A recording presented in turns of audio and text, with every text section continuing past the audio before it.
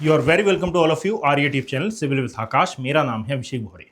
जैसा कि आप सभी को पता होगा कि वे सभी स्टूडेंट जो भी 2026 में अपना यूपीएससी या फिर किसी भी प्रकार के स्टेट पीसीएस एग्जाम का या फिर अदर किसी भी एग्जाम का अटेम्प्ट दे रहे हैं जिसमें भी एनवायरनमेंट, इकोलॉजी, ज्योग्राफी, पॉलिटी, साथ में इकोनॉमी और अदर जितने भी सब्जेक्ट हैं वे आते हैं। दैट मीन्स उसमें यदि जीके जीएस आता है तो उन सभी को टारगेट करते हुए, मेनली स्टेट पीसीएस और यूपीएससी को टारगेट करते हुए हमने तमाम प्रकार के जो जीएस सब्जेक्ट हैं इनकी एक सीरीज़ तैयार की है, जिसमें आप अपना जो रिवीजन है ये थॉरली मैनर में कर सकते हैं और सिस्टमैटिक मैनर में यहाँ पर रिवीजन कराया जाता है। ज्योग्राफी की सीरीज़ कंप्लीट हो चुकी है। एनवायरनमेंट, इकोलॉजी के 2 वीडियो ऑलरेडी आप देख चुके हैं, जिसमें हमने सबसे पहले introduction of environment and ecology के बारे में जाना था। इकोसिस्टम क्या होता है, इसके क्या क्या कंपोनेंट्स हैं, इसके बारे में हमारा टोटल डिस्कशन था। यानी कि एक डाइवर्सिफाई मैनर में मैंने एनवायरनमेंट, इकोलॉजी और इकोसिस्टम के बारे में आपको बताया था। जो सेकंड वीडियो था ये बायोम और जीवों पर आधारित था। दैट मीन्स जो एक्वेटिक इकोसिस्टम होता है और साथ में जो टेरेस्ट्रियल इकोसिस्टम है इसके बारे में हमने डिस्कस किया था। ये वीडियो नंबर 3 है और इसमें हम डिस्कस करने वाले हैं बेसिकली बायोडाइवर्सिटी के बारे में। आगे बढ़ें उससे पहले मैं आपको आपके लिए या फिर आपसे मैं एक रिक्वेस्ट करना चाहूँगा। इसको आप रिक्वेस्ट समझ सकते हैं कि यदि ये वीडियोस आपको वाकई में यूज़फुल लग रहे हैं और इनमें जो कंटेंट यूज़ हुआ है ये वाकई में यूज़फुल लग रहा है, तो एक तो आप मुझे कमेंट सेक्शन के माध्यम से बता सकते हैं और दूसरी बात है कि आप इनको ज़्यादा से ज़्यादा शेयर कर सकते हैं, ज़्यादा से ज़्यादा स्प्रेड कर सकते हैं। कारण ये है कि जिस प्रकार से आपको पढ़ने के लिए किसी ना किसी एक कारण की आवश्यकता होती है कि यार वाह, यदि मैं पढ़ रहा हूँ तो कोई मुझे इसकी सांत्वना दे। मैं ये नहीं चाहता कि भाई आप आएँ और सांत्वना दें, बट हाँ ये है कि कम से कम आप इन वीडियोज़ को शेयर करें ताकि हमें मालूम चल सके कि वाकई में ये वीडियोस कितने स्टूडेंट के लिए यूज़फुल हो रहे हैं और इसको किस प्रकार से और अच्छा किया जा सकता है। वैसे तो मैं यहाँ पर टॉप लेवल कंटेंट देने का प्रयास कर रहा हूँ, कुछ भी मैं यहाँ पर छोड़ नहीं रहा हूँ और प्रयास रहेगा कि ना छोड़ूँ, बट इसमें आपकी सहायता ये मैंडेटरी होती है। यानी कि बिना आपकी सहायता के ये जो काम है ये पूरा नहीं किया जा सकता। सो बैक टू टॉपिक आते हैं। लेक्चर नंबर 3 है, यहाँ पर 2 लिखा हुआ है, करेक्ट कर लेना, ठीक है। ये 3 नंबर का लेक्चर है, बायोडाइवर्सिटी टॉपिक है। यदि कुल मिलाकर हम बायोडाइवर्सिटी की बात करें तो ये क्या होती है, और सबसे पहले ये बात करते हैं कि एक्चुअली में ये टॉपिक पढ़ने की आवश्यकता क्यों पड़ी। बिकॉज कि सर आपने तो बोला था कि जो एनवायरनमेंट, इकोलॉजी है हम इसके बारे में अध्ययन करेंगे, और आपने ये बोला था कि जब एनवायरनमेंट, इकोलॉजी को पढ़ा जाता है तो उसमें सबसे इंपॉर्टेंट टॉपिक ये आता है कि भाई वाई आप एनवायरनमेंट जैसे सब्जेक्ट को पढ़ ही क्यों रहे हैं। तो यहाँ मैंने बताया था कि 1972 वो समय था जब पूरे वर्ल्ड को मालूम चलता है कि एक्चुअली में एनवायरनमेंट और इकोलॉजी पर चर्चा होनी चाहिए। मेनली जो एनवायरनमेंट डिग्रेडेशन हो रहा है इसको ध्यान में रखते हुए तमाम विषयों के बारे में चर्चा होनी चाहिए। क्यों? क्योंकि एनवायरनमेंट जरूरी है। 1972 के आसपास पूरे मानव समाज को पूरे ग्लोबल लेवल पर ये बात फैली थी कि एक्चुअली में एनवायरमेंटल डिग्रेडेशन हो रहा है और यदि इसको नहीं रोका गया तो इसके जो नेगेटिव इम्पैक्ट हैं ये आने वाली जनरेशन के लिए डिजास्ट्रेबल कंडीशंस क्रिएट कर सकते हैं। इसको मद्देनजर रखते हुए 1972 में ये डिस्कस किया गया था कि भाई एनवायरनमेंट को बचाने के लिए क्या क्या प्रयास किए जा सकते हैं, क्या क्या आप अपने लेवल पर प्रयास कर सकते हैं, ग्लोबल लेवल पर क्या प्रयास हो सकते हैं, इसके लिए आप सोच विचार करें और प्रयास करना चालू कर दें। दैट इज़ वाई 1972 के आसपास आप देखोगे कि भारत में एनवायरमेंटल प्रोटेक्शन एक्ट सहित टाइगर प्रोजेक्ट और साथ में तमाम प्रकार के जो अदर एनवायरमेंटल प्रोजेक्ट्स हैं उनको स्टार्ट किया गया था। अब यहाँ पर याद रखिएगा 1980 के आसपास आप देखोगे कि जो बायोडाइवर्सिटी है, हमको मालूम चलता है कि एनवायरमेंटल डिग्रेडेशन के कारण यदि सबसे ज़्यादा किसी को लॉस हो रहा है तो यह है बायोडाइवर्सिटी को। मतलब कि जो बायोडाइवर्सिटी है ये भी डिग्रेडेड हो रही है, यानी कि इसमें भी क्षति देखने के लिए मिल रही है। और दैट इज़ वाई 1982 में जब ये स्टॉकहोम सम्मेलन की 10वीं वर्षगांठ में हम मिले थे तो यहाँ पर एक और टॉपिक जोड़ा गया था और ये है बायोडाइवर्सिटी, कि अब एनवायरनमेंट को भी प्रोटेक्ट करना है और साथ में बायोडाइवर्सिटी को भी प्रोटेक्ट करना है। दैट मीन्स कि जो एनवायरमेंटल इकोसिस्टम है इसका डिग्रेडेशन हो रहा है और यदि एनवायरमेंटल इकोसिस्टम को नहीं बचाया गया तो आने वाले समय में और भी ज़्यादा डिजास्ट्रेबल कंडीशंस जो है वो क्रिएट हो सकती हैं। ये बात क्यों उठी थी पहले मैं आपको बता देता हूँ कि एक्चुअली में यदि आप इसी समय को देखेंगे 1960 से लेकर 1970 तक के समय को, तो उस टाइम वर्ल्ड में कई प्रकार की जो सिचुएशंस हैं ये फॉर्म थी। यदि हम इंडिया की बात करें तो आप जरा समझिएगा कि 1960 से 1970 तक का यदि आप समय लोगे तो ये वो दशक था जब भारत में भारत ने युद्ध भी देखे, भारत में सूखा भी पड़ा, भारत में जो फूड सिक्योरिटी का कंसर्न था ये भी आ गया, एनर्जी क्राइसिस हमारे यहाँ थे, और यानी कि इन तमाम कारणों से भारत की जो स्थिति थी, अब वो चाहे आर्थिक स्थिति हो, चाहे सामाजिक स्थिति हो, चाहे वैश्विक स्थिति, ये थोड़ी सी हिला देने वाली थी। यानी कि अनस्टेबिलिटी की जो कंडीशन है, इससे भारत एक्चुअली में गुजर रहा था। समझने की कोशिश करिएगा कि एक्चुअली में इसी में कई देशों ने इंडस्ट्रियलाइजेशन को अपनाया, और जो वेस्टर्न कंट्रीज थी ये इंडस्ट्रियलाइजेशन को अपना चुकी थी। दैट मीन्स कि ग्लोबल वार्मिंग और क्लाइमेट चेंज का जो इम्पैक्ट है ये हमको देखने के लिए मिलने लगा था। हमने पाया कि भाई धीरे धीरे ये जो छोटी मोटी चिड़ियाँ हैं ये गायब हो रही हैं। धीरे धीरे आप देखोगे कि जो स्पीसीज पहले के समय में पूरे जंगल पर राज किया करती थी, अब ये धीरे धीरे वल्नरेबल होती जा रही हैं, इनकी जो पॉपुलेशन है ये कम होती जा रही है। Over the period of time अध्ययन करने पर मालूम चला कि एक्चुअल में इनकी पॉपुलेशन कम होने का एक मेन रीजन तो अर्बनाइजेशन है, और साथ में दूसरा है कि फूड का यहाँ पर जो उपलब्धता है ये कम होना। और फूड की उपलब्धता क्यों कम हो रही है? बिकॉज कि डिफॉरेस्टेशन हो रहा है। यानी कि इन्होंने कहा कि भाई जो हम एनवायरनमेंट और इकोलॉजी के बारे में डिस्कस कर रहे थे, अब हमको बायोडाइवर्सिटी के बारे में भी डिस्कस करना होगा। और वाई? क्योंकि एक्चुअली में जो ह्यूमन और साथ में, या फिर ऐसा मान लेते हैं कि जो एनवायरनमेंट है ये बायोटिक और एबायोटिक कंपोनेंट का इंटरेक्शन है। बट यदि इतनी कहानी हम बोलते हैं कि भाई बायोटिक और एबायोटिक कंपोनेंट का ये इंटरेक्शन है, तो ये बात आधी होगी। एक्चुअली में यदि आप देखेंगे तो ये बायोटिक का बायोटिक के साथ, बायोटिक का एबायोटिक के साथ, बायोटिक का बायोटिक के साथ, और इवन जो एबायोटिक है इसका एबायोटिक के साथ रिलेशन भी एनवायरनमेंट कहलाता है। यानी कि यदि इसमें से एक भी जो कंपोनेंट है ये गायब होता है तो पूरा पूरा जो एनवायरनमेंट है ये डगमगा सकता है। यानी कि हमको इन सभी रिलेशन को, इन सभी इंटरेक्शन को ध्यान में रखना है। दैट मीन्स कि जो बायोडाइवर्सिटी है हमको इसको भी बचाना है। अब बायोडाइवर्सिटी में आप ये नहीं बोल सकते कि भाई इसमें बस शेर, जिराफ, हिरन, ये घोड़ा, गधा ये बस इंपॉर्टेंट है। एक्चुअली में यदि बायोडाइवर्सिटी की बात हो रही है तो आप इसमें हर एक स्पीसी को शामिल करेंगे एवरी टाइम। यानी कि छोटे से छोटी स्पीसी भी इसमें शामिल हो सकती है और बड़े से बड़ी स्पीशीज भी इसमें शामिल हो सकती है। दैट मीन्स कहने का अभिप्राय ये कि अब बायोडाइवर्सिटी जब हमारे सामने आई, यानी कि जैव विविधता जैसा कुछ है ये हमको मालूम चला, तो सबसे पहले तो जब कोई चीज आती है तो इसकी जो एक एप्रोप्रिएट डेफिनेशन है ये देनी होती है। अब बायोडाइवर्सिटी की जो सबसे एप्रोप्रिएट डेफिनेशन हो सकती है, ये याद रखिएगा, बायो का मतलब होता है लाइफ और डाइवर्सिटी का मतलब होता है वैरायटी, यानी कि variety of life. The variety of all animal, plant and micro organism found on earth is called biodiversity. अब ये एक अर्थ की बायोडाइवर्सिटी, यानी कि हम अर्थ के बारे में यहां पर पढ़ रहे हैं, तो ये अर्थ की बायोडाइवर्सिटी है जिसमें सभी एनिमल्स को शामिल किया गया है, सभी प्लांट्स को शामिल किया गया है, सभी माइक्रो ऑर्गेनिज्म को शामिल किया गया है, और इनको मिलाकर हम बायोडाइवर्सिटी का नाम देते हैं। सेकेंड वन इज, यदि आप यहां पर एग्जाम्पल देखेंगे तो यहां पर रोज है, मैरीगोल्ड है, तुलसी है, ये प्लांट की डाइवर्सिटी है। यदि एनिमल की डाइवर्सिटी देखेंगे तो चींटी, तोता, डियर, लायन, ये सब एनिमल डाइवर्सिटी में काउंट किए जाएंगे। बट यहां पर याद रखना कि एक्चुअली में बायोडाइवर्सिटी मतलब कि एक एनिमल है, ठीक है, या फिर एनिमल्स के कितनी स्पीसीज आपको दिखाई दे रही हैं। जैसे अभी यहां पर यदि आप देखोगे तो मैं आपको सामान्य भाषा में यदि समझाऊं कि भाई ह्यूमन ये एक क्या है, ये स्पीसी है। बट यदि आप देखोगे एक होता है होमोसेपियन, एक होता है ऑस्ट्रोपैथिकस, एक होता है रामापैथिकस, एक होता है मंगोलाइड, एक होता है ऑस्ट्रेलाइड, एक होता है कन्नड़ा। ये तमाम प्रकार के द्रविडियन, ये तमाम प्रकार के इंसान हैं। यानी कि इनके जो जीन्स हैं ये थोड़े थोड़े डिफरेंट हैं। बट एक्चुअली में यदि आप देखेंगे कि ये किस फैमिली ट्री से बिलोंग करते हैं तो आप बोलेंगे कि they all are basically count in homo sapiens, यानी कि आप इनको होमोसेपियंस में ही काउंट करेंगे। सो यहां पर वही बात हो रही है कि प्लांट की डाइवर्सिटी मतलब कि एक एरिया में कितने प्रकार के, how many types of plants present हैं। एनिमल डाइवर्सिटी मतलब कि एक एरिया में कितने प्रकार के जो एनिमल हैं ये प्रेजेंट हैं, तो ये एनिमल डाइवर्सिटी हो गई।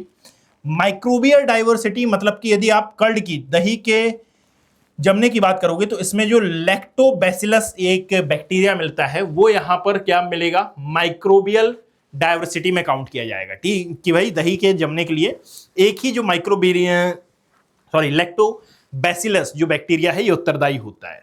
यानी कि सिंपल मैनर में यदि हम देखें, the more different living organism there are in a place, the greater than sorry, the greater the biodiversity. Getting my point?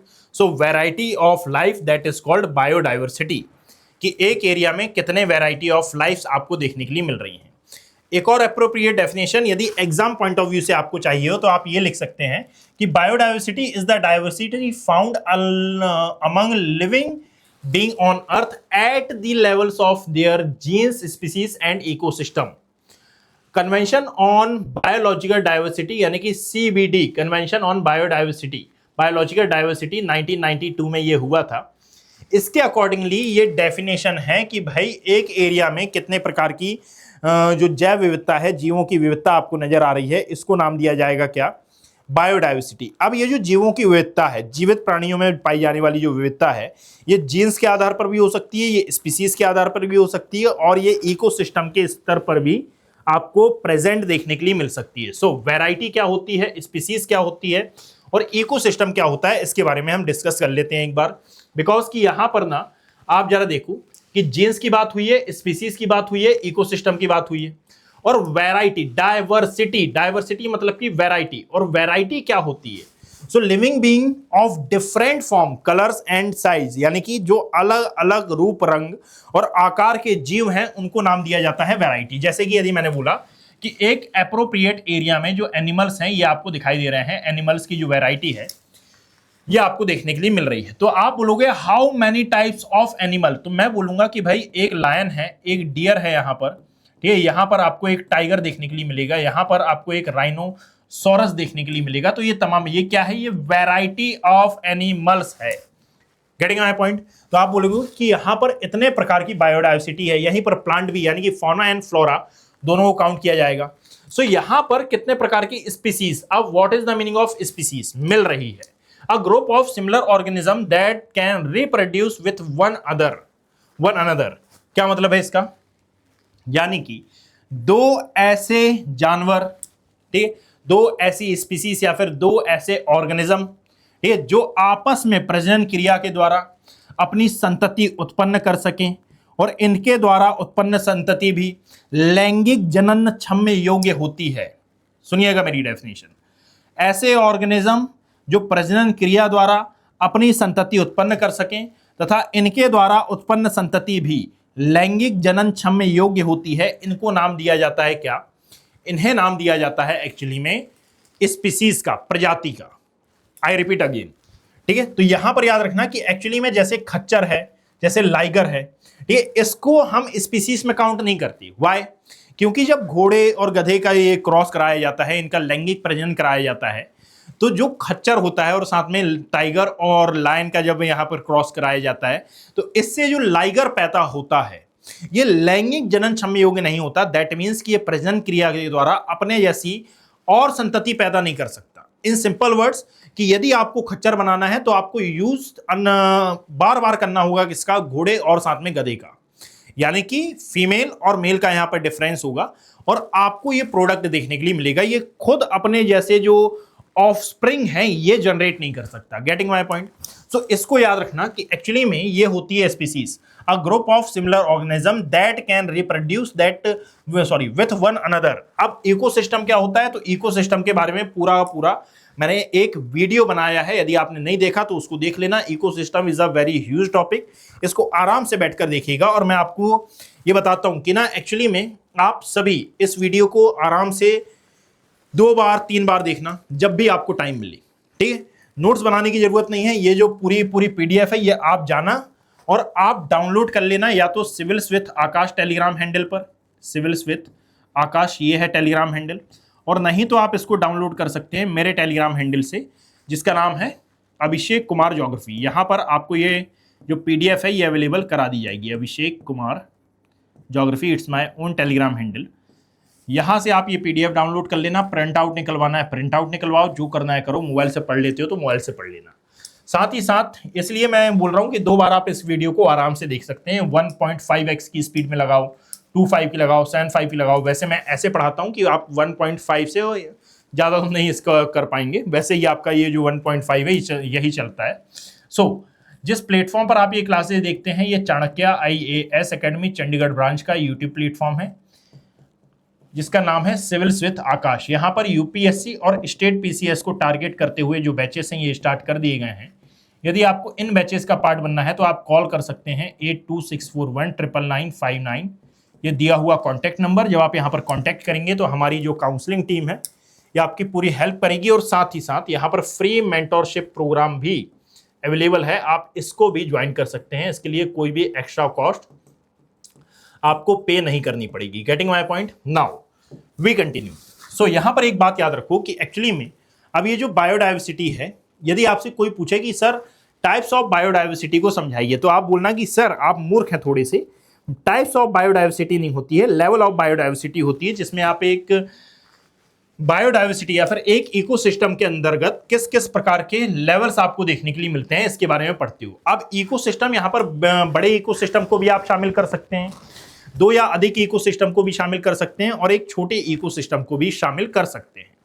कोई सा भी इकोसिस्टम लेना, यदि मान लीजिए वहां पर आपने ये देखा कि स्पीसीज कितने सेम स्पीसीज में कितने प्रकार के जीन्स हैं, जैसे कि लाइक यदि आपने डॉग्स की बात की है तो भाई डॉग्स में किस किस प्रकार के जो जीन्स हैं ये आपको देखने के लिए मिल रहे हैं। जस्ट फॉर एग्जाम्पल यदि आप यहां पर देखोगे, देखो इसको ना मैंने डिटेल में लिख रखा है, तो हम डिटेल में चलते हैं। जस्ट अ सेकेंड, एक सेकेंड है ना। यदि आप देखोगे कि भाई जो जेनेटिक बायोडाइवर्सिटी है ये बोलता है कि एक एरिया के अंदर कितने टाइप की स्पीसीज, यानी कि वेरिएशन विद इन स्पीसीज ये कितनी मिल रही हैं। जैसे यदि डॉग मिल रहा है तो इसमें गोल्डन रिट्रीवर मिल रहा है, बुल डॉग है, पॉडर है, ये जर्मन शेफर्ड है। ये यहीं पर आप देखोगे कि मल्टीपल टाइप ऑफ डॉग्स आपको दिखाई दे रहे हैं। तो एक एरिया के अंदर, एक कोई सा भी एरिया हो सकता है, वहां पर जीन यानी कि डीएनए में क्या क्या डिफरेंस आपको देखने के लिए मिल रहा है। राइस है तो राइस की कितनी वेराइटीज दिखाई दे रही हैं, यानी कि variety of genes, in simple words variety of genes. Variation found at the level of DNA gene among different members of the same species. This diversity gives a species the strength to fight disease and changing environments. यानी कि जिस भी area में genetic biodiversity जितनी ज्यादा होगी वहां पर जो लाइफ की पॉसिबिलिटीज हैं ये उतनी ही ज्यादा आपको देखने के लिए मिलेंगी। जस्ट फॉर एग्जांपल जैसे यदि चावल है तो चावल इज अ स्पीसी, ठीक है। चावल को यदि आप देखेंगे तो यहां पर बासमती है, सोना मसूरी है, ब्राउन राइस है, ये सब कुछ ना ऑल द सेम स्पीसीज, यानी कि ये है चावल ही, पर चावल के अंदर की ये वेराइटीज हैं। याद रखना जो जेनेटिक बायोडाइवर्सिटी है ये जितनी ज्यादा होगी इकोसिस्टम उतना ज्यादा स्टेबल माना जाएगा, और संबंधित स्पीसीज के सरवाइव करने के जो चांसेस हैं ये उतने ही ज्यादा बढ़ेंगे। जस्ट फॉर एग्जांपल कि एक्चुअली में ग्रीन रिवॉल्यूशन के पहले यदि आप देखते हैं, हम जाएं ग्रीन रिवॉल्यूशन से थोड़ा सा पहले, तो आपको मालूम चलेगा कि अकेले छत्तीसगढ़ में आपको 50,000 से ज्यादा जो चावल की वैरायटीज हैं ये देखने के लिए मिलती थी।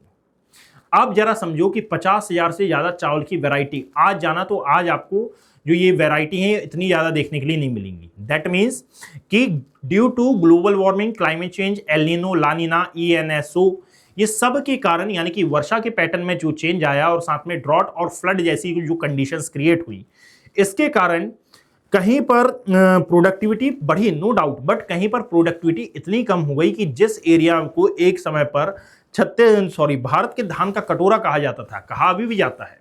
क्यों? क्योंकि राइस प्रोडक्शन सबसे ज्यादा मात्रा में यहीं पर होता है, छत्तीसगढ़ में जो कावेरी नदी बेसिन है उससे भी ज्यादा, बिकॉज कि यहाँ पर variety of species, variety of rice आपको यहाँ पर ज्यादा देखने के लिए मिलेंगी। बट वहां पर आज यदि आप देखेंगे तो प्रोडक्टिविटी बहुत ज्यादा कम हो गई है, यानी कि यहाँ की जो स्पीसीज बायोडाइवर्सिटी है ये आपको कम देखने के लिए मिलेगी। यानी कि राइस की जो प्रोडक्टिविटी है पहले भी ज्यादा होती थी, आज भी ज्यादा होती है, बट स्पीसीज, इसकी जो वैरायटीज हैं ये कम हो गई हैं। Getting my point? सो इसको कहा जाता है क्या? Species biodiversity. Second one is जैसे डॉग को यदि आप देखो तो लेब्राडोर है, पमेलियन है, जर्मन शेफर्ड है, गोल्डन लेटरवेलर है, ये तमाम प्रकार की चीजें, शिट्जू है वगैरह, और भी बहुत सारी जो वैरायटी हैं ये आपको देखने के लिए मिलेंगी। ह्यूमंस में यदि आप देखोगे तो डिफरेंट कलर हैं, हाइट है, आई कलर हैं, बट आप इनको बोलोगे तो ह्यूमंस ही ना। So more genetic biodiversity a species is more adaptable and safe. जितनी ज्यादा ये बड़ी रहेगी उतनी ज्यादा इसको सेफ माना जाएगा, उतना ज्यादा इसको स्टेबल माना जाएगा। Getting my point? Now we continue. ये है हमारी स्पीसीज बायोडाइवर्सिटी। स्पीसीज बायोडाइवर्सिटी के इसके बाद जेनेटिक बायोडाइवर्सिटी। जेनेटिक बायोडाइवर्सिटी के बाद जो आती है यह स्पीसीज बायोडाइवर्सिटी। और स्पीसीज बायोडाइवर्सिटी की यदि हम बात करें तो याद रखो, दो इकोसिस्टम के अंदर एक स्पीसी में किस प्रकार का चेंज आ रहा है। ठीक है, so the number of different species in an area. Forest में यदि आप देखोगे तो लायन है, डियर है, पिकॉक है, एंट है, स्नेक है, ये स्पीसीज बायोडाइवर्सिटी में काउंट किया जाएगा। What is the meaning of ecosystem biodiversity? So diversity of different ecosystem in a region. In India में यदि आप देखोगे तो फॉरेस्ट में, डेजर्ट में, साथ में ओशन में और ग्रासलैंड एरिया में पाई जाने वाली जो डाइवर्सिटी है, इसके बारे में बातचीत होती है। सिंपल वर्ड यदि हम देखें तो ये था भाई जेनेटिक बायोडाइवर्सिटी। जेनेटिक बायोडाइवर्सिटी के बाद यदि आप देखोगे तो ये है हमारा स्पीसीज बायोडाइवर्सिटी, यानी कि इकोसिस्टम ए से इकोसिस्टम बी में जाने पर किस किस प्रकार का, ये आपको देखने के, यानी कि यहां से यहां जाने पर किस प्रकार की बायोडाइवर्सिटी दिखाई दे रही है। यदि आप इसको थर्ड से कंपेयर कर देंगे तो ये इकोसिस्टम बायोडाइवर्सिटी होगी, यानी कि एक बड़े से एरिया में पाई जाने वाली जो जीवों की विविधता है, इसको इकोसिस्टम बायोडाइवर्सिटी में काउंट किया जाएगा। अब ये जो बायोडाइवर्सिटी मिलती है, एक्चुअली में इसको मापा कैसे जाता है, इसका मेजरमेंट कैसे किया जाता है, सो इसके लिए याद रखिएगा। अच्छा, एग्जाम्पल यहां पर लिखे हुए हैं, जैसे लाइक यदि आप स्पीसीज बायोडाइवर्सिटी को देखेंगे तो इसका एग्जाम्पल ये है कि अमेजन रेन फॉरेस्ट जो है, यहां पर आपको 40,000 से ज्यादा, कितने, अप्रोक्सीमेटली 40,000 से ज्यादा जो प्लांट्स हैं, प्लांट स्पीसीज हैं, ये देखने के लिए मिलेंगी। 40,000 से ज्यादा। इंडिया में यदि आप देखोगे तो 500 से ज्यादा जो बर्ड्स स्पीसीज हैं, ये देखने के लिए मिलेगी। इसी को कहा जाता है species richness, the total number of different species in an area, की एक एप्रोप्रिएट एरिया में कितनी ज्यादा स्पीसीज आपको दिखाई दे रही हैं, और इसीलिए यही घट रहा है। दैट इज वाई हम इसको क्या बोलते हैं कि बायोडाइवर्सिटी लॉस हो रहा है। इकोसिस्टम डाइवर्सिटी का मतलब है कि the diversity of different types of ecosystem in a large area, that means terrestrial area में, फॉरेस्ट एरिया, ग्रासलैंड और डेजर्ट एरिया में किस किस प्रकार की डाइवर्सिटी मिल रही है और किस किस प्रकार से जीवों में आपको चेंजेस देखने के लिए मिलेंगे, इनका भी अध्ययन हो जाता है। ओशन, रिवर, वेटलैंड, एक्वेटिक में आते हैं। एग्जाम्पल इंडिया में इंक्लूड्स थार डेजर्ट, सुंदरबन और हिमालय। तो आप बोलोगे इंडिया में किस किस प्रकार की डाइवर्सिटी मिल रही है, इसमें आप लायन को भी काउंट करोगे, इसमें आप टाइगर को भी काउंट करोगे, इसमें आप ये नहीं बोलोगे इसमें आप जैगवार को भी लाओगे। ये नहीं बोल सकते आप कि भाई they all are belongs from basically जो कैट फैमिली है, इससे नहीं, आपने एक जो डाइवर्सिटी है ये निकालना है, सब इसमें शामिल हो जाएगा। Getting my point? सो यहां पर याद रखना, India is the world mega diverse country. यहां पर आपको बहुत बड़ी जो इकोसिस्टम बायोडाइवर्सिटी है ये देखने के लिए मिलेगी। नाउ यदि मान लीजिए आपको ये जो बायोडाइवर्सिटी देखने के लिए मिल रही है, इसका मेजरमेंट यदि करना है तो आप इसका मेजरमेंट कैसे करोगे? याद रखिएगा, इसके मेजरमेंट की 3 मेथड हैं। एक है अल्फा डाइवर्सिटी, एक है बीटा और एक आता है gamma diversity. What is the meaning of alpha diversity? भाई मैं इस रूम में खड़ा हुआ हूं, मैं जाऊं, मान लेते हैं कि एक नेशनल पार्क है, मैं यहां पर आऊं और मैं हाथ से गिन लूं कि यहां पर कितने प्रकार की जो डाइवर्सिटी या फिर कितने प्रकार की जो स्पीसीज हैं ये प्रेजेंट है। आया मैं, एक कुत्ता, गधा, घोड़ा, ठीक है, शेर, टाइगर, ये सब कुछ मिल रहे हैं। ये है यहाँ की diversity. That means diversity of species in a small और लोकल एरिया। एग्जाम्पल है कि different species of fish in a pond. ठीक है, सिंपल सी बात है। मैं गया बीटा में और मैंने देखा कि भाई 2 इकोलॉजिकल या फिर 2 इकोसिस्टम थे, और 2 इकोसिस्टम कौन से थे कि ये था national park number A, national park number B, या फिर यदि ये है भारत का एरिया और ये है उत्तरी भारत वाला एरिया, आप देखोगे कि एक्चुअली में स्नो लेपर्ड यहां पर भी दिखाई दे रहा है और यहां पर भी आपको टाइगर देखने के लिए मिल रहा है।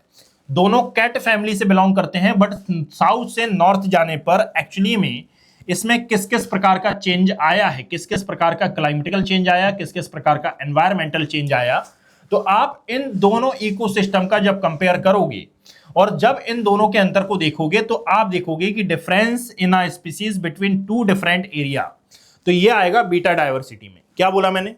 एक निश्चित एरिया में जो डाइवर्सिटी है स्पीसीज की, इसको नाम दिया जाएगा अल्फा डाइवर्सिटी। बीटा में बोला जाएगा 2 एरिया को आपने शामिल किया। जीव जब यहां से, यानी कि एक स्पीसी उठकर जब यहां से यहां गई, ठीक है, हिरण जब यहां से उठकर ए से उठकर बी में गया, ठीक है, टाइगर उठकर ए से बी में गया, भालू उठकर ए से बी में गया, तो इसमें किस प्रकार के चेंज आए? जैसे कि फॉरेस्ट से ग्रासलैंड एरिया में जाने पर क्या चेंज आए, हाउ मैनी स्पीसीज चेंजेस। बात समझ में आई? थर्ड होती है कि आप इन दोनों को जोड़ दे, इसको कहा जाता है गामा डाइवर्सिटी। यानी कि in simple word total diversity of a large area, कि पूरे भारत को शामिल करो और पूरे भारत में किस किस प्रकार की डाइवर्सिटी है। The total diversity of a large region और कंट्री, इसको कहा जाता है क्या, गामा डाइवर्सिटी। इंडिया की यदि आप पूरी डाइवर्सिटी की बात कर रहे हो कभी, तो इसको गामा डाइवर्सिटी में काउंट किया जाएगा। Getting my point. सो यहां पर वही बात लिखी हुई है कि भाई अल्फा बीटा गामा ये किस प्रकार की डाइवर्सिटी होती है। अल्फा डाइवर्सिटी है ये कि भाई एक एरिया में किस प्रकार की स्पीसीज रिचनेस है। दो एरिया को आपने कंपेयर किया, इकोसिस्टम ए इकोसिस्टम बी, यहां से यहां उठकर आए तो किस प्रकार का चेंज आपको देखने के लिए मिला। जब इन दोनों को मिला दिया तो आपने गामा डाइवर्सिटी के बारे में अध्ययन किया। नाउ अब बात आती है बायोडाइवर्सिटी कंजर्वेशन की। What is the meaning of biodiversity conservation, यानी कि हम बायोडाइवर्सिटी टॉपिक पढ़ ही क्यों रहे हैं, बिकॉज कि आप ये बात जानते हो कि एक्चुअली में हमारे यहां बायोडाइवर्सिटी थ्रेट है, बायोडाइवर्सिटी वल्नरेबल हो रही है, कंटिन्यूसली इसको खतरा हो रहा है और ये खतरे में है। दैट इज वाई हम बायोडाइवर्सिटी कंजर्वेशन के बारे में बातचीत करते हैं। यदि बायोडाइवर्सिटी कंजर्वेशन की हम बात करें तो एक्चुअली में बायोडाइवर्सिटी को कंजर्व करने के लिए दो प्रकार की जो मेथड हैं ये अपनाई जाती हैं बाय द नेम ऑफ, एक होता है इन सीटू कंजर्वेशन, एक होता है हमारा ex situ conservation. What is the meaning of in situ conservation, जब भी किसी ऑर्गेनिज्म को प्रोटेक्ट करने के लिए उसके नेचुरल हैबिटेट में ही उसको संरक्षित किया जाए तो इसको नाम दिया जाता है इन सीटू कंजर्वेशन का। क्या बोला मैंने, यदि किसी भी चीज को खतरा है, यदि किसी भी स्पीसीज को खतरा है, अब चाहे ये प्लांट हो चाहे ये एनिमल की स्पीसी हो, उसे उसके नेचुरल हैबिटेट में यदि रखा गया है तो इसको कहा जाएगा कि उसे इन सीटू कंजर्वेशन के अंतर्गत रखा गया है। Getting my point. इसमें क्या क्या आते हैं, सो याद रखना, इसमें आते हैं नेशनल पार्क, इसमें आते हैं वाइल्ड लाइफ सेंचुरीज और बायोस्फीयर रिजर्व को इसमें काउंट किया जाएगा। जैसे कि नेशनल पार्क यदि आप देखोगे तो total number of 106 I think हमारे यहाँ नेशनल पार्क हैं। जब मैं वाला चैप्टर स्टार्ट करूंगा तो बता दूंगा। वाइल्ड लाइफ सेंचुरीज गिर और भरतपुर ये हमारी वाइल्ड लाइफ सेंचुरीज हैं। बायोस्फीयर रिजर्व यदि आप देखेंगे तो नीलगिरी सुंदरवन ये आते हैं। यानी कि मोस्ट इफेक्टिव मेथड ये है the organism lives in its real environment, तो इसको नाम दिया जाता है इन सीटू कंजर्वेशन का।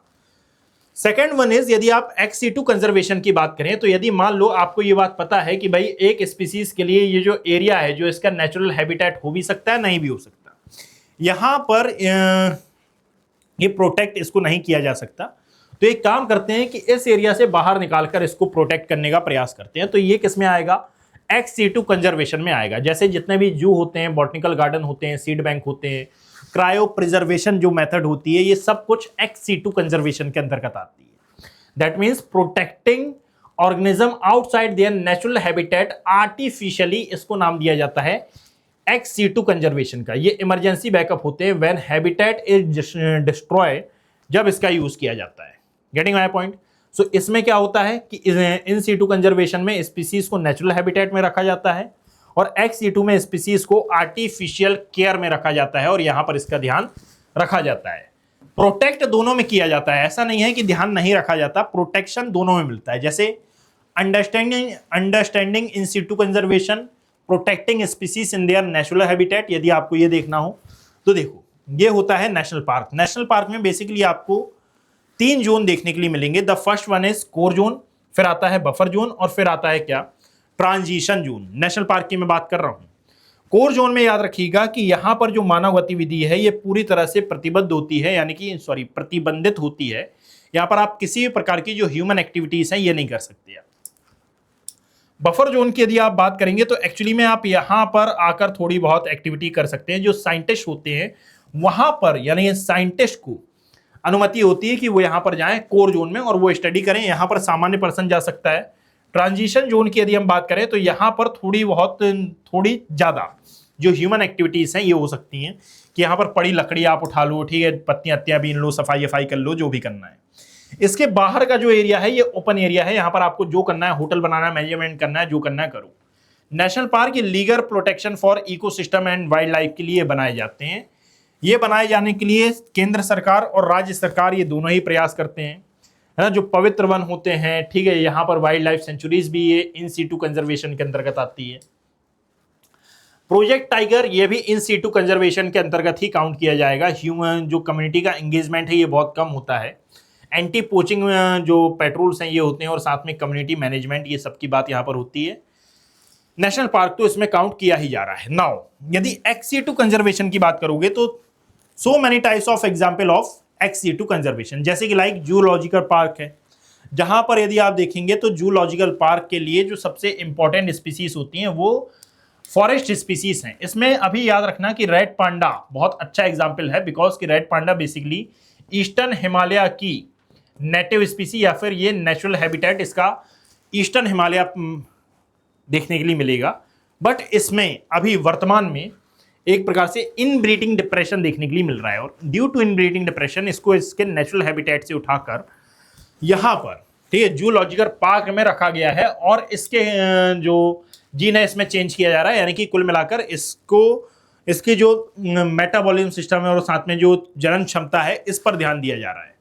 वाइल्ड लाइफ सफारी जो होते हैं ये भी एक प्रकार से XC2 कंजर्वेशन में आते हैं। एक्वेरियम इसमें हो सकता है, यहाँ पर मछलियों को सहेज कर रखा जाता है, ठीक है। यहाँ पर जेनेटिक मटेरियल को संभाल कर रखने वाला जो सीड बैंक है इसमें शामिल किया जाता है। Gene banks and cryo preservation, ठीक है, लिक्विड नाइट्रोजन में इसको रखा जाता है। इसमें स्पर्म आते हैं, एग्स आते हैं, जो एम्ब्रॉयज हैं ये आते हैं, और टिश्यूज को इसमें रखा जाता है। प्लांट के लिए बॉटनिकल गार्डन होता है, ऐसी प्लांट स्पीसीज जो कि खतरे में है और इनको रिकवरी की आवश्यकता है, यानी कि रेयर और एंडेंजर्ड स्पीसीज के लिए ये बॉटनिकल गार्डन होता है। आई रिपीट इट, याद रखना कि एनिमल्स के लिए होता है जूलॉजिकल पार्क, साथ में वाइल्ड लाइफ सफारी, यानी कि कुछ स्पीसीज को प्रोटेक्ट करने के लिए, एनवायरनमेंट को कंट्रोल करने के लिए ये किया जाता है। एक्वेरियम होता है मेनली रिसर्च और रिहेबिलिटेशन के लिए, इसमें जो जलीय जीव जंतु हैं इनको शामिल किया जाता है। और इस एक और होता है जिसको कहते हैं हम सीड बैंक, यानी कि जो जेनेटिक बायोडाइवर्सिटी है इसको लॉन्ग टर्म के लिए स्टोर करने के लिए सीड बैंक का यूज किया जाता है। जीन बैंक और क्रायो प्रिजर्वेशन को यदि आप देखेंगे तो इसमें स्पर्म, एग्स, एम्फ्रीज और साथ में जो पेड़ों के टिश्यूज हैं इनको रखा जाता है अल्ट्रा लो टेम्परेचर में। लिक्विड नाइट्रोजन इसमें भरी होती है जिसके कारण ये बहुत लंबे समय तक खराब नहीं होती। प्लांट्स को यदि प्रोटेक्ट किया जाना है, ऐसे प्लांट जो कि कल्टीवेशन के लिए बहुत ज़्यादा जरूरी हैं और ये इनकी जो स्पीसी रिकवरी है ये बहुत ज़्यादा है, तो इनको रखा जाता है बॉटनिकल गार्डन में। रेयर और एंडेंजर्ड स्पीसीज इसमें शामिल होती हैं। साथ में यदि हम एल्बर्टा की बात करें तो यहाँ पर जो स्पेशलाइज्ड ट्रीज कनेक्शन है ये किया जाता है। इसी का एक सबसे बेहतरीन एग्जाम्पल मुझे याद नहीं आ रहा, बॉन्जाई इसी का सबसे बेहतरीन एग्जाम्पल माना जाता है। सो इसको आप लिख लीजिएगा, मॉनिटरिंग सभी में होगी। Successful reintroduction of zoo bred individuals into the wild, increase population number और साथ में restored genetic diversity. Getting my point? Now we continue. अब यहाँ पर याद रखना कि बायोडाइवर्सिटी लॉस हो क्यों रहा है इसके बारे में हम एक बार बातचीत कर लेते हैं कि भाई ये टॉपिक तो हमने पढ़ लिया, बट एक्चुअली में बायोडाइवर्सिटी लॉस क्यों हो रहा है। देखो यार, biodiversity is directly connected with जो हमारा फॉरेस्ट एरिया है वो। यदि फॉरेस्ट एरिया ज़्यादा होगा, प्रोडक्टिविटी ज़्यादा होगी, दैट मीन्स कि जानवरों का भोजन यहाँ पर है तो वहाँ पर जाकर जानवर अपना जो जीवन यापन है ये करेंगे, वहाँ पर प्रजनन क्रिया के द्वारा अपना जो जीवन है ये आगे बढ़ाएंगे, अपनी संख्या आगे बढ़ाएंगे। बट ह्यूमन क्या कर रहा है, डिफॉरेस्टेशन कर रहा है, यानी कि जो फॉरेस्ट एरिया है इनको डिस्ट्रॉय कर रहा है, जिसके कारण मिलियंस ऑफ स्पीसीज का जो नेचुरल हैबिटेट है ये लॉस हो रहा है। जब इनका नेचुरल हैबिटेट लॉस हो रहा है, नेचुरल हैबिटेट के लॉस होने के साथ ही जो फूड है ये भी लॉस हो रहा है। तो अब आप बताइए कि जिस एरिया में आपके खाने का ही जो सहारा है ये छीन लिया गया है, साथ में रहने का स्थान छीन लिया गया है, तो हाउ दैट पॉसिबल कि आप वहां पर सर्वाइव कर जाएंगे। दूसरी बात ये होती है कि अक्सर आपने ह्यूमंस को ये कहते हुए सुना होगा, न्यूज़पेपर की हेडलाइन में आपने ये न्यूज़ पढ़ी भी होगी कि एक्चुअली जो कई बार जंगली जानवर हैं ये मानव के एरिया में प्रवेश कर जाते हैं, इलीगल एंट्री ये कर जाते हैं, और इसके कारण ह्यूमन उस एरिया में अच्छे से सर्वाइव नहीं कर पाते। इतिहास गवाह है कि आज तक कोई भी जंगली जानवर मानव के एरिया में, ह्यूमन सेटलमेंट वाले एरिया में प्रवेश किया ही नहीं है। ये तो ह्यूमन है जो डिफॉरेस्टेशन की प्रोसेस के द्वारा उनके एरिया में जा रहा है और उनका जो नेचुरल हैबिटेट है ये लॉस कर रहा है। और अब जब वो अपने ही नेचुरल हैबिटेट में खुले में घूम रहे हैं, भाई आपने घर बनाया, आपके घर में यदि शेर घुसा तो ये शेर की थोड़ी ना गलती है, आपकी गलती है, क्योंकि आप उसके नेचुरल हैबिटेट में आए हैं, वो आपके नेचुरल हैबिटेट में नहीं आया। आपने पहले ही अपना जो हैबिटेट है ये अर्बनाइजेशन से जो शहरी एरिया है उनको बना लिया था। अब आप डिफॉरेस्टेशन यदि करेंगे, यानी कि उनका जो नेचुरल प्लेस है यदि ये नष्ट करेंगे, तो वो अपने नेचुरल एरिया में टहल रहा है। इसमें आपका बच्चा, यदि आप बीच में आ गए हैं तो वो क्या कर सकता है, यानी कि कहने का मतलब कि आज तक कोई भी वाइल्ड एनिमल ह्यूमन सेटलमेंट वाले एरिया में आया ही नहीं है, वो फॉरेस्ट में खुश है। ये तो ह्यूमन है जो उनके एरिया में एंटर कर जाता है और उनका नेचुरल हैबिटेट लॉस करता है। बात समझे? सो यहां पर याद रखना कि जो डिफॉरेस्टेशन है एक्चुअली में ये हैबिटेट लॉस के लिए जिम्मेदार है, और जब डिफॉरेस्टेशन हम करते हैं तो इसके कारण इन स्पीसीज के लिए जो फूड कंसर्न है ये पैदा होता है, जो एक मेजर कंसर्न होता है। और इसीलिए याद रखिएगा कि सबसे बड़ा कारण है बायोडाइवर्सिटी लॉस का। क्यों भाई? क्योंकि जब ये किसी दूसरे एरिया में जाते हैं तो ये उस एरिया के एप्रोप्रिएट स्पीसीज तो है नहीं, इनका जो सर्वाइवल रेट है ये बढ़ जाता है। सर्वाइवल रेट बढ़ने पर हो सकता है कि इनका जो बायोडाइवर्सिटी लॉस है ये बहुत ज़्यादा तेजी से हो। Getting my point? नेक्स्ट यदि आप देखोगे तो पॉल्यूशन तो इसमें आता ही है, जैसे एयर, वाटर और लैंड पॉल्यूशन ये जो हो रहा है इसका डेडली इंपैक्ट होता है, और ये डेडली इंपैक्ट के कारण जितने भी लिविंग ऑर्गेनिज्म हैं इनकी डाइवर्सिटी लॉस होती है। मेनली यदि आप देखोगे तो ये प्लांट बायोडाइवर्सिटी के लिए या वेजिटेशनल बायोडाइवर्सिटी के लिए बहुत ही ज्यादा इंपॉर्टेंट माना जाता है। व्हाई? बिकॉज की vegetation is directly connected with our air, water and soil. That means soil is a part of land, और लैंड पॉल्यूशन यदि आपने फैलाया है तो इसके कारण सॉइल डिग्रेडेड होगी, और यदि सॉइल डिग्रेडेशन हो रहा है तो इसके कारण वेजिटेशन डाइवर्सिटी पर नेगेटिव इंपैक्ट पड़ना लाजमी है। Getting my point? नाउ यदि क्लाइमेट चेंज की हम बात करें तो एवरीथिंग जो भी आप देख रहे हो कि डिग्रेडेड हो रहा है या फिर जितने प्रकार का जो नेगेटिव इंपैक्ट है ये आपको देखने के लिए मिल रहा है, ये डायरेक्टली और indirectly connected with global warming and climate change. So main reason, जो सबसे मेन रीजन निकल के आता है ये climate change and global warming तो होगा ही। सो क्लाइमेट चेंज की यदि हम बात करें, rising temperature put many species at risk of extinction. बात समझ आया? फिर हम यदि ओवर एक्सप्लॉइटेशन, जैसे कि यदि हम हमारे पास जो खनिज संसाधन है ये प्रेजेंट हैं तो भाई नेचर ने कुछ ना कुछ सोचकर उनको अपने पास रखा होगा। ओवर एक्सप्लॉइटेशन में आप ये मान लीजिए कि एक्चुअली में हम इंडस्ट्रियलाइजेशन करने के लिए डिफॉरेस्टेशन कर रहे हैं, डिफॉरेस्टेशन करके संबंधित स्थान पर हम इंडस्ट्री लगा रहे हैं। अब इंडस्ट्री में जो सबसे ज्यादा यूज होने वाला पदार्थ है वो है हमारा क्या? Fossil fuel. और फॉसिल फ्यूल की हम माइनिंग कर रहे हैं, उसको निकाल रहे हैं, इसका प्रोडक्शन हम कर रहे हैं और इसको हम जला रहे हैं। भाई एक तो डिफॉरेस्टेशन करके आपने कार्बनाइजेशन की जो प्रोसेस है इसको बढ़ावा दिया, और इसके कारण वातावरण में या फिर एटमॉस्फेयर में कार्बन डाइऑक्साइड का जो परसेंटेज है ये बढ़ा। और दूसरी बात ये आपने करी कि अर्बनाइजेशन के द्वारा, इंडस्ट्रियलाइजेशन के द्वारा आपने फॉसिल फ्यूल को जलाया और इससे निकलने वाला जो कार्बन है इसको आपने वातावरण में मुक्त किया, और कार्बन ने वातावरण में मौजूद ऑक्सीजन के दो अणुओं से क्रिया करके कार्बन डाइऑक्साइड फॉर्म की, और carbon dioxide is a green house gas, और इसके कारण enhancement of green house effect हुआ, जिसके कारण ग्लोबल टेम्परेचर बढ़ा। और ग्लोबल टेम्परेचर के कारण यदि आप देखोगे तो भाई इसके कारण वर्षा के पैटर्न में परिवर्तन आया, और वर्षा के पैटर्न में परिवर्तन आने के कारण पॉल्यूशन कॉज हुआ, यानी कि जो अदर प्रकार की डिजास्टेबल कंडीशंस हैं जैसे कि लाइक ड्रॉट और फ्लड जैसी जो कंडीशंस हैं ये क्रिएट हुई। व्हाई? क्योंकि रेन पैटर्न में चेंज आया, और यदि ये हुआ तो प्रोडक्टिविटी तो घटेगी ना, और productivity is directly connected with climate, climate is directly connected with biodiversity, और biodiversity is directly connected with human, और ह्यूमन एनवायरनमेंट का पार्ट है। बायोडाइवर्सिटी लॉस हो रहा है। Getting my point? सो यहां पर याद रखिएगा कि ह्यूमन एक्टिविटीज भी इसमें इन्वॉल्व हैं। डिफॉरेस्टेशन, पॉल्यूशन, क्लाइमेट चेंज आता है, बायोडाइवर्सिटी लॉस इसके कारण होती है, और इसके कारण इकोसिस्टम जो है संबंधित क्षेत्र का ये कोलैप्स कर जाता है। Getting my point? नाउ आगे आइए। अब यहां पर मैंने एक कंक्लूजन दिया है कि भाई हमने क्या क्या पढ़ा। जैसे बायोडाइवर्सिटी लॉस क्यों हो रही है? क्योंकि 80% ऑफ जो फूड स्पीसीज हैं ये खत्म हो गई। एक प्रत्यक्ष एग्जाम्पल मैं आपको देता हूं कि एक्चुअली में यदि आप देखोगे, ये मेरे को एग्जैक्ट याद नहीं है कि लगभग ये बात है 17वीं 18वीं शताब्दी के आसपास की। उस समय ना बंगाल में जो आलू की फसल है ये नष्ट हुई थी, और आलू की फसल नष्ट होने के कारण अब तक की सबसे ज्यादा एक डिजास्टर के कारण यदि ह्यूमंस की डेथ हुई है तो ये वही बंगाल में जब सूखा पड़ गया था तो 7 लाख लोगों का ये डेटा है कि ये इनकी डेथ हो गई थी। व्हाई? क्योंकि बंगाल के लोग यदि डिपेंडेंट थे तो ये 2 ही फसलों पर थे, एक था चावल और एक है आलू। आलू की फसल नष्ट होने पर भुखमरी आ गई थी।